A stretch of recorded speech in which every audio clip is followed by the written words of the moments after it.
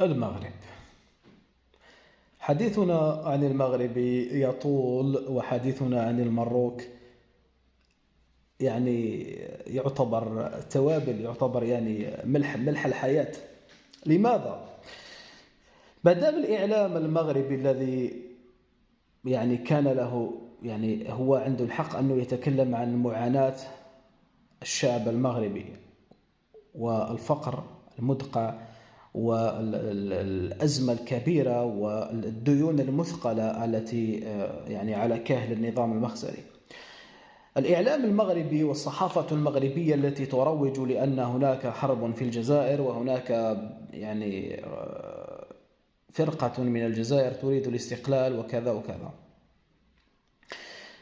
لو تحدثوا عن ما يحدث داخل بوزبير، أو لو تكلموا عن ما يحدث من أزمة خانقة داخل المملكة المروكية، لكان الأفضل لهم والأفضل لشعبهم. قناة فرانس 24 المتابعين الكرام تطرقت إلى موضوع الأزمة الخانقة في المروك، انخفاض الكبير لسعر الدرهم بالمقابل ارتفاع الأورو. ثانيا، ارتفاع القدرة الشرائية أو انخفاض القدرة الشرائية لبوزبير، ما قدرش مانبا يشتري المواد الأساسية طبعا.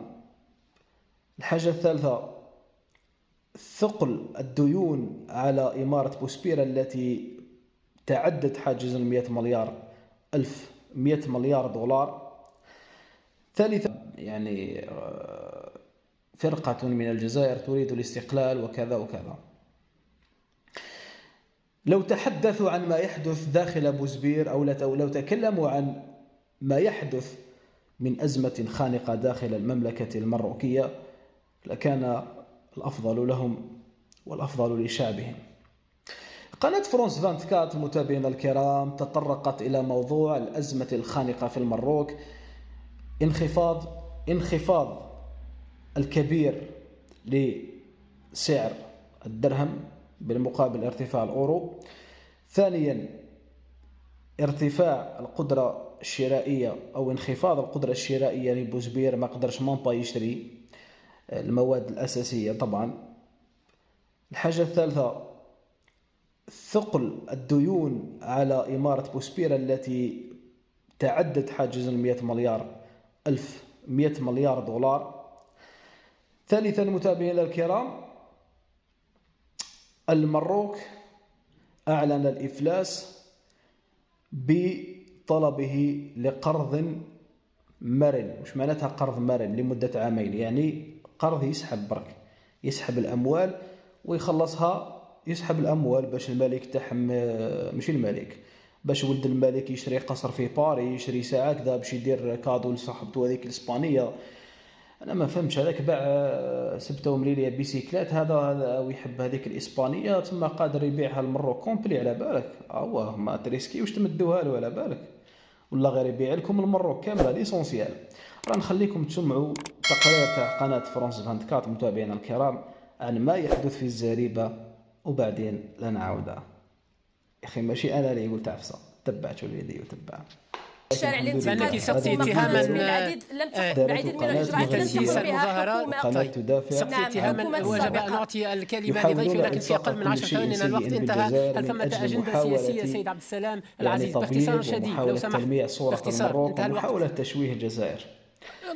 حبيتوا تردونا كيما تونس والمروك وما تقدروش.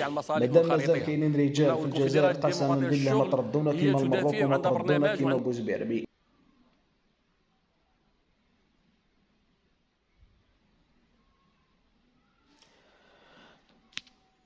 المغرب أقوى دولة في العالم، وانتم الجزائريين كتغيروا منا، حيت حنا المغرب، حيت حنا أقوى دولة في العالم. عندنا راح نكتشفوا الغاز إن شاء الله في 2060، وإن شاء الله غادي نصدروا الغاز في 2080، وإن شاء الله غادي نربحوا وغادي نجيبوا كأس العالم في 2300.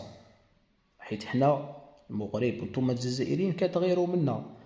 فاش نغيروا منكم الله اعلم. اخي شفتوا سمعتوا مليح واش راه صاري في اماره الزريبه، في اماره بوسبير. الحمد لله على نعمه الجزائر، والحمد لله على اننا جزائريون، وتحيا الجزائر.